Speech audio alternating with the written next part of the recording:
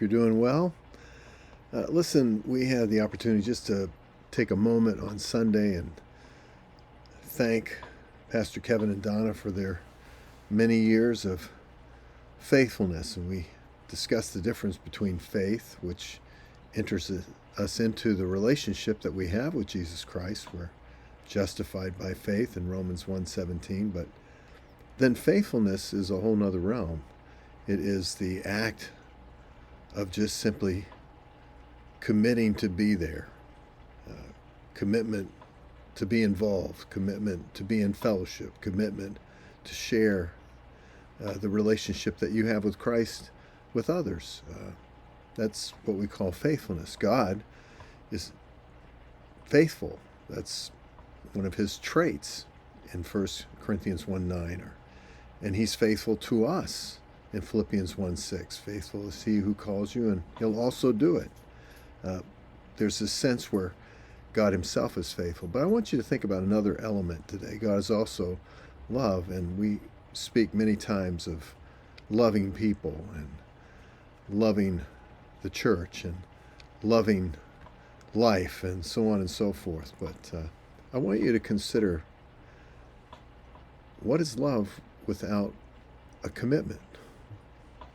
Really isn't any such thing, truthfully. Can you imagine a mother saying, I love my child, and abandoning them? Or a husband or a wife saying, I love you, and going out and having other relationships? Love without commitment is not love. We've kind of, how can I say it? We've minimized the value of terms that are so inherently important for the Christian community, especially for us. That for us, love is not only a relationship that we have eternally with our God. God is, in 1 John 4:8, he's love.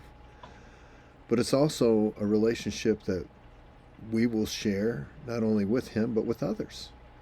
And that means that in the church, we're motivated by love, it says in Galatians 5:6. In the church, that love causes us to serve others in verse 13 of that same chapter. It's the love of Christ that goes beyond any sacrificial element or any aspect of human endeavor. In 1 Corinthians chapter 13 and verse 1 through 3, it's the love of God that does that. It's something that we continue to grow in. It speaks in that chapter of seeing now as in a glass darkly. It's kind of veiled, but we'll then see it face to face. We grow in this relationship, but it's the love of God, that unsearchable, immeasurable love of God, that it becomes so important to us. And there is no such thing without commitment. I marvel at people today that talk of their love for God and have no relationship to a church. If I can't love God's people, how can I say I love God? If I understand we've all been hurt and wounded at times. People have disappointed us.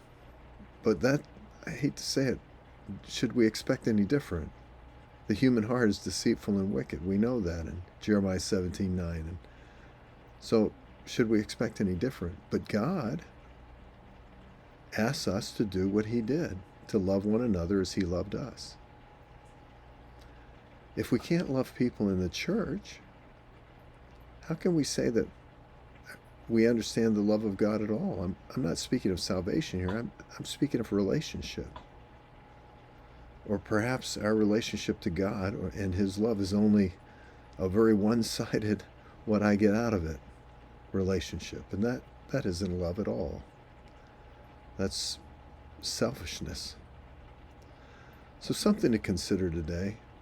We have people in our lives that disappoint us.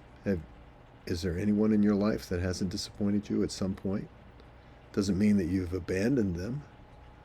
We have people in our lives that have perhaps not lived up to the billing, whatever that billing may be. Does that mean that they're not worthy of concern or care or love? We have people that have done wrong And yet, are they immune to the love of God at that point? Is that something they're no longer supposed to in any way be given? I think not. Just remember this. There is no such thing as love without commitment. That's why God places us in a community, so that we can learn to love people that we don't necessarily like at times. Perhaps there's many aspects that we disagree with, but we love God and we love others because of Him and His love for us. Till next time, friends, God bless you.